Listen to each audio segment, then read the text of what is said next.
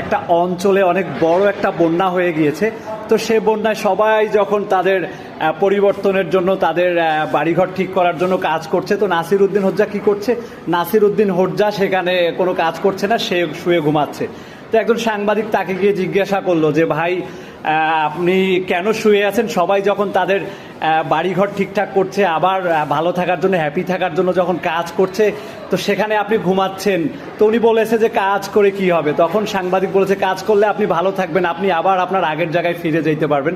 তো নাসির উদ্দিন হোজ্জা আবার জিজ্ঞেস করেছে আগের জায়গায় ফিরে গিয়ে কি হবে? আপনার বাড়িঘর ঠিক হবে, আপনার ঘর বাড়ি সব কিছু আবার ফিরে আসবে।